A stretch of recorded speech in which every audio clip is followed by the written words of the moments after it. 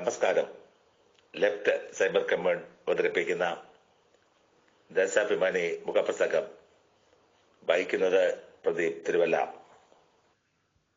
November 2 തിങ്കൾ KPCC പ്രസിഡന്റിന്റെ സ്ത്രീവിരുദ്ധത.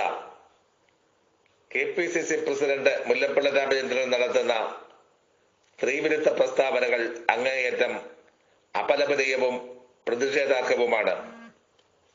പുരുഷാധിപത്യ ഗർഭം, അഹന്തയും പരിഹാസവും നിറഞ്ഞു തുളുമ്പുന്ന മുല്ലപ്പള്ളി ബ്രാൻഡ് സ്ത്രീവിരുദ്ധതയുടെ ഏറ്റവും പുതിയ പതിപ്പാണ് ഞായറാഴ്ച കേരളം കണ്ടത്. സെക്രട്ടേറിയറ്റ് നടയിൽ UDFന്റെ പ്രതിഷേധ പരിപാടിയിൽ സ്ത്രീ സമൂഹത്തെ ആക്ഷേപിക്കുന്നതും അപമാനിക്കുന്നതുമായ പരാമർശങ്ങളാണ് അദ്ദേഹം നടത്തിയത്. ബലാത്സംഗത്തിന് ഇരയാകുന്ന സ്ത്രീകളോട് എത്രമാത്രം വികലവും നിന്ദ്യവുമായ മനോഭാവമാണ് സംസ്ഥാനത്ത് കോൺഗ്രസിനെ നയിക്കുന്ന നേതാവ് വെച്ചു പുലർത്തുന്നതെന്ന് തെളിയിക്കുന്നതാണ് അദ്ദേഹത്തിന്റെ പ്രസംഗം.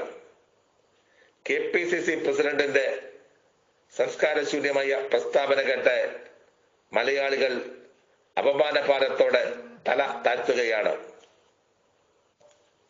ബലാത്സംഗം ചെയ്യപ്പെടുന്ന സ്ത്രീ ആത്മാഭിമാനമുണ്ടെങ്കിൽ മരിക്കും എന്ന് തുടങ്ങി കേൾക്കുന്നവരുടെ തൊലി ഉരിഞ്ഞു പോകുന്ന സംസ്കാരശൂന്യമായ വാക്കുകളാണ് സെക്രട്ടേറിയറ്റ് പടിക്കൽ മൈക്കിന് മുമ്പിൽ മുൻ കേന്ദ്രമന്ത്രിയായ ഈ നേതാവ് വിളിച്ചു പറഞ്ഞത്.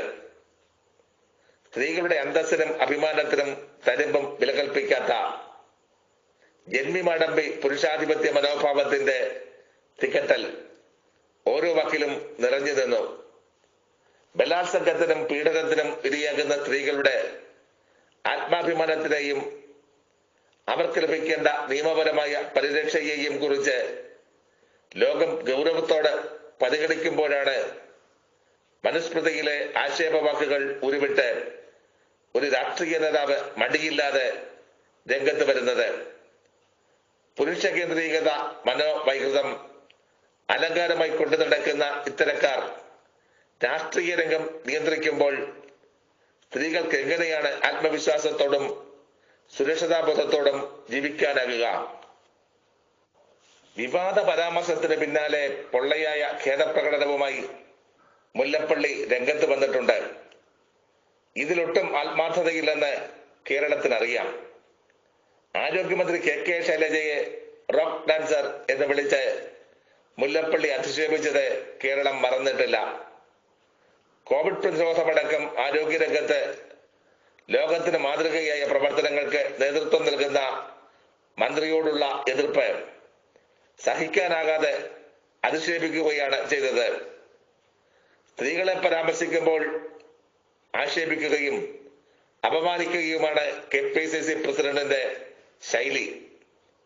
ആവേശം കയറി ഉള്ളിലെ സ്ത്രീവിരുദ്ധത മറയില്ലാതെ വിളിച്ചുകൂവാൻ അദ്ദേഹത്തിന് മടിയോ ജാള്യതയോ ഒട്ടുമില്ല.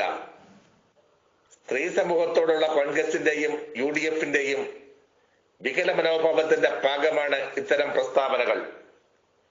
കണ്ണൂർ MP K സുധാകരൻ മുതൽ യുവ MLA മാർ വരെ നടത്തിയ സ്ത്രീവിരുദ്ധ സദാചാര ചാരിത്ര ഉപദേശങ്ങളും എത്രയെങ്കിലും എടുത്തു കാട്ടാനുണ്ട്. പ്രതിപക്ഷ നേതാവ് ബലാത്സംഗത്തിന് അനുകൂലമായി പരാമർശം നടത്തിയതും ഖേദം പ്രകടിപ്പിക്കേണ്ടി വന്നതും അടുത്തിടെയാണ്. കോൺഗ്രസ് നേതാവ് തന്തൂരി അടുപ്പിൽ ചുട്ടുവന്ന നയന സാഹ്നി മുതൽ നിലമ്പൂരിലെ കോൺഗ്രസ് ഓഫീസിൽ കൊല്ലപ്പെട്ട രാധ വരെ ഉള്ളവരെയും മറക്കാനാകില്ല. ഒറ്റപ്പെട്ട വ്യക്തികളുടെ നാക്കുപിഴയോ ചെയ്തിയോ ആയി ഇതിനെ കാണാനാകില്ല. സ്ത്രീകൾക്ക് തുല്യനീതി അടക്കമുള്ള ജനാധിപത്യപരമായ അവകാശങ്ങൾ അനുവദിക്കാത്ത ഫ്യൂഡൽ മനോഭാവമാണ് കോൺഗ്രസിനെയും UDFനെയും നയിക്കുന്നത്. ജനസംഖ്യയിൽ പകുതിയോളം വരുന്ന സ്ത്രീ സമൂഹത്തെ അടിമകളും അജ്ഞാനവർത്തികളുമാക്കി നിലനിർത്താനാണ് അവർക്ക് താല്പര്യം. സ്ത്രീകൾക്ക് തുല്യതയും ആത്മാഭിമാനവും ഉറപ്പാക്കുന്നതടക്കം എല്ലാ പുരോഗമന ആശയങ്ങളോടുമുള്ള എതിർപ്പാണ് UDF രാഷ്ട്രീയത്തിന്റെ അടിത്തറ. സാമൂഹ്യമായി പിന്നോക്കം നിൽക്കുന്നവരും പാവപ്പെട്ടവരും സമൂഹത്തിന്റെ മുഖ്യധാരയിലേക്ക് ഉയർന്നു വരുന്നത് UDF-നെ നിയന്ത്രിക്കുന്ന ഫുഡൽ സമ്പന്ന ശക്തികളെ അലോസപ്പെടുത്തുന്നു. പുരോഗമന ആശയങ്ങളുടെ മുന്നേറ്റം UDF-ന്റെ അന്ത്യം കുറിക്കുമെന്നവർ ഭയക്കുന്നു.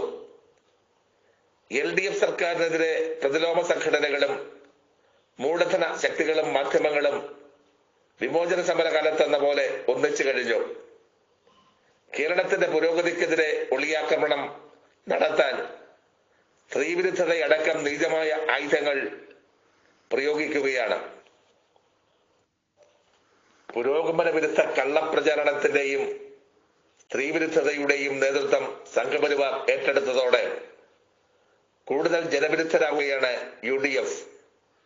സാമൂഹ്യ മാധ്യമങ്ങളിൽ സ്ത്രീകളെ അധിക്ഷേപിക്കുന്നതും കള്ളപ്രചാരണം നടത്തുന്നതും ശൈലിയാക്കിയ BJP-യുടെ B ടീമാണ് കോൺഗ്രസും UDF-ഉം. കൂടുതൽ പുരോഗമന വിരുദ്ധരായി പിടിച്ചു നിൽക്കാനാണ് അവരുടെ ശ്രമം. ഇതിന് മാധ്യമങ്ങളുടെ അകമഴിഞ്ഞ സഹായവും ഉണ്ട്. എത്ര ഒളിച്ചു വെച്ചാലും മറയ്ക്കാനാകാത്തത്ര സ്ത്രീവിരുദ്ധതയും പുരോഗമന വിരുദ്ധതയുമാണ് UDF എന്ന് മുല്ലപ്പള്ളിയുടെ വാക്കുകൾ തെളിയിക്കുന്നു. മുഖപ്രസംഗം പൂർണ്ണമാകുന്നു. അഭിവാദ്യങ്ങൾ.